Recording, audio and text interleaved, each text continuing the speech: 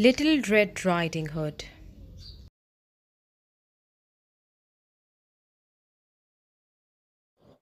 Once upon a time, there was a good little girl who, when she went out, always wore a pretty red hood which her grandmother had made for her.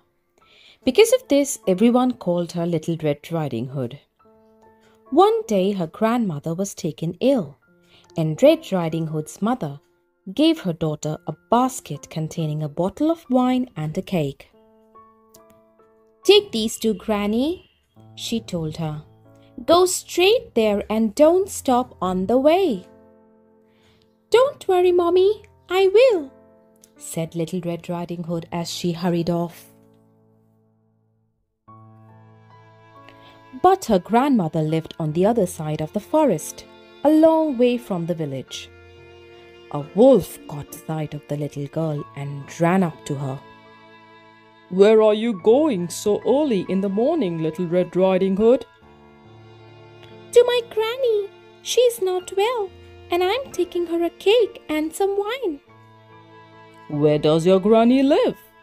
asked the wolf, who was very hungry. "In the wood, near the 3 old oak trees," answered the little girl. As she spoke, the big wolf was already dreaming of the feast he was going to have. The big wolf walked along for a few minutes, already thinking of how he would seize Red Riding Hood and eat her up before gobbling up her grandmother.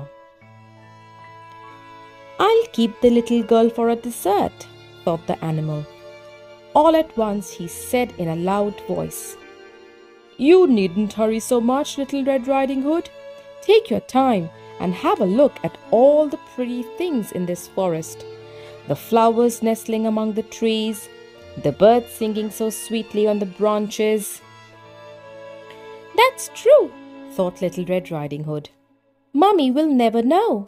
I'll be able to make a pretty little posy to take to Granny." While she was putting her basket down on the grass to gather some cowslips, the wolf quickly vanished. Then the little girl caught sight of some other flowers, took up her basket again, and wandered off the path. Without thinking of the time she was wasting, she went deeper and deeper into the dark forest. As for the wolf, he had run straight to the cottage near the 3 oak trees. He knocked at the door. "Who's there?"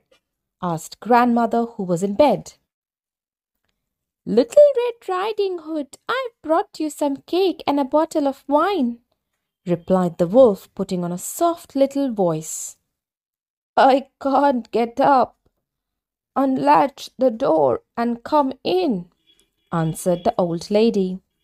The wolf entered, leaped on the grandmother, swallowed her up, put on her clothes, and slid down into the bed. Just then somebody opened the door.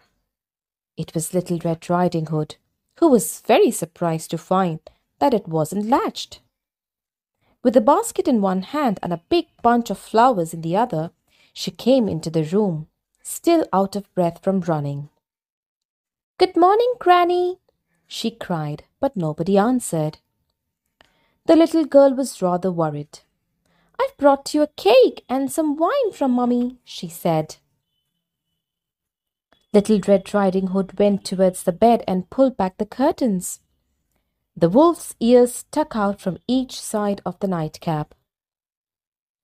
"Oh, Granny, what big ears you've got!" "All the better to hear you with." "Oh, Granny, what big eyes you've got!" "All the better to see you with." "Oh, Granny, what big arms you've got!" "All the better to hold you with." "Oh, Granny, what big teeth you've got!" "All the better to eat you with, my child." With that, the wolf leaped upon Little Red Riding Hood and swallowed her up in just one gulp. Then, feeling weighed down with this huge meal, he lay down again and went into a deep sleep. A hunter passing by the cottage heard such large snores that he went inside, thinking that grandmother was very ill. What did he see in the bed? His old enemy, the wolf. As grandmother was nowhere to be seen, he wondered whatever he could have happened. He took his big hunting knife and decided to cut open the wolf to save the old lady if there was still time. First he saw Little Red Riding Hood, who jumped out as soon as she saw the daylight. Then came grandmother, who had to be helped out as she was so tired. But thanks to the cake and wine, she soon regained her strength. As for the wolf, the hunter filled his stomach up again with big stones.